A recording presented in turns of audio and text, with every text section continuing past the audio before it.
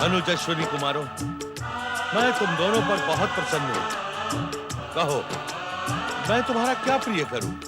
ज्येष्ठ भ्राताश्री, यदि सत्य ही आप हम पर प्रसन्न हैं, तो शीघ्र ही हमारी बहन देवी यमुना को अपने दर्शनों से धन्य करें। हाँ भ्राताश्री, बहन यमुना आपके दर्शनों के लिए आतुर है।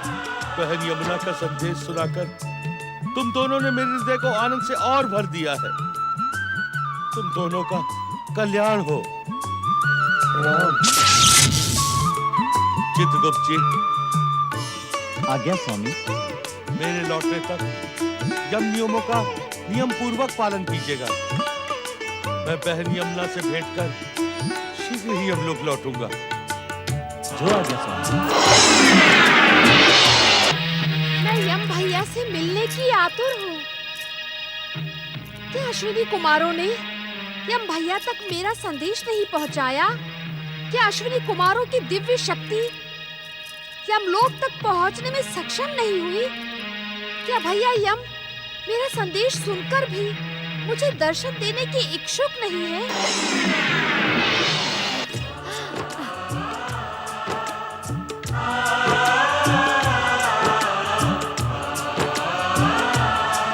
बहन यमुना, उद्विग्न ना हो।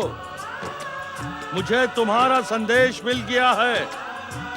मैं यमलोक की एक समस्या सुलझाकर शीघ्र ही तुम्हारे समीप लौट कर आऊंगा।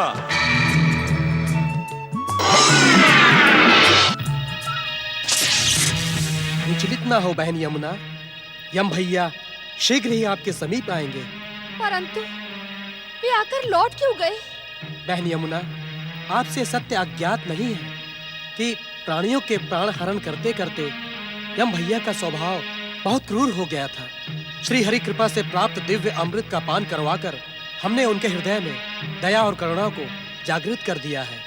बहन, अब जब यमदूत किसी प्राणी के प्राण हरने जाते हैं तो यमलोक के स्वामी यमराज मधुर वचन सुनाकर यमदूतों को शांत रहने का परामर्श देते हैं। इसी कारण उन्हें एक क्षण का भी अवकाश नहीं मिल पाता, किंतु वे आपसे भेंट करने शीघ्र पधारेंगे। आप निश्चिंत रहें। प्रणाम।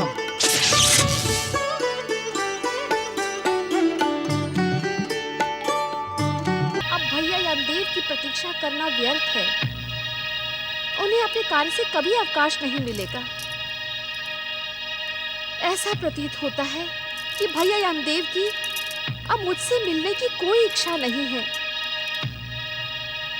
अपनी बहन के प्रति उनके प्रेम में दिखावा ही शेष है। अब मुझे अपनी जलधारा में विलीन हो जाना चाहिए।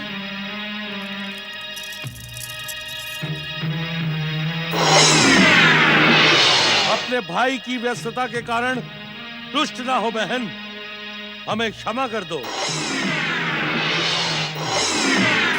कर्म के बिना जीवन की कोई गति नहीं है बहन, किंतु अब मैं तुम्हारी इच्छा तक तुम्हारे साथ रहूंगा। कैसी हो बहन? आपकी कृपा से मुझे यहाँ कोई कष्ट नहीं है भैया। मुझे ये जानकर हार्दिक आनंद हुआ कि हमारे छोटे भाइयों अश्विनी कुमारों ने आपकी क्रूरता को समाप्त कर दिया है।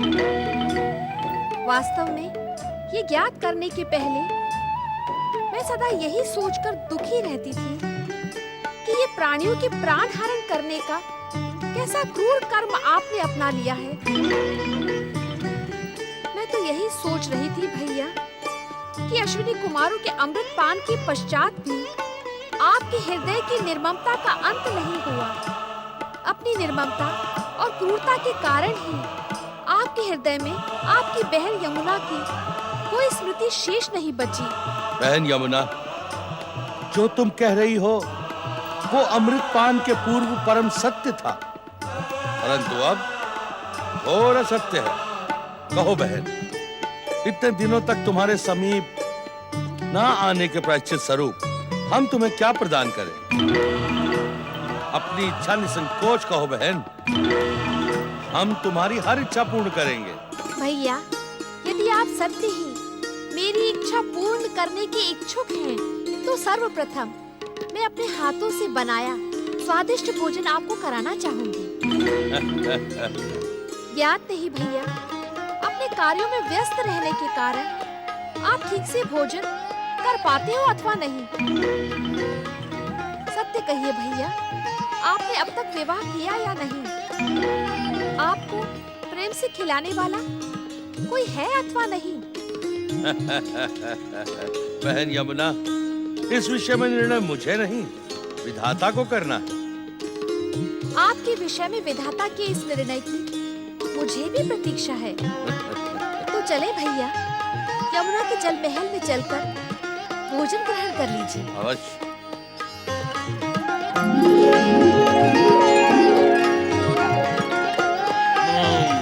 स्वादिष्ट, अति स्वादिष्ट भोजन। वाह! लो भैया, भोजन के पश्चात इन स्वादिष्ट फलों का सेवन करो। उत्तम, अति उत्तम। मांगो बहन यमुना, अपनी इच्छा अनुसार कोई भी वरदान मांगो। आज तुमने स्नेह पूर्वक भोजन करवा के भाई और बहन के प्रेम का नया आदर्श स्थापित किया है। अपनी बात निसंकोच कहो, कहो बहन।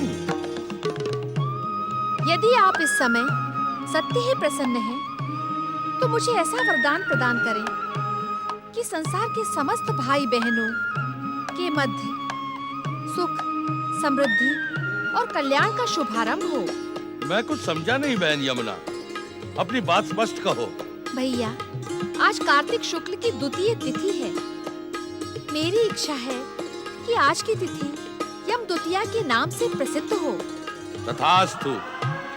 आज के पश्चात कार्तिक शुक्ल की द्वितीया तिथि को संसार यम द्वितीया के साथ साथ भाई दूज के रूप में भी जानेगा। भैया, ऐसी भी कृपा करें कि आज के दिन जो भाई अपनी बहन के घर भोजन करने आए, उसे उसके कष्टों से मुक्ति तथा सुख व समृद्धि प्राप्त हो। तथास्तु। बहन यमुना, जो भाई आज के दिन अपने बहन के घर में भोजन करने के पश्चात उसे वस्त्र तथा आभूषण उपहार स्वरूप देगा, उसे यमराज की प्रसन्नता के कारण स्वप्न में भी अकाल मृत्यु का भय नहीं होगा।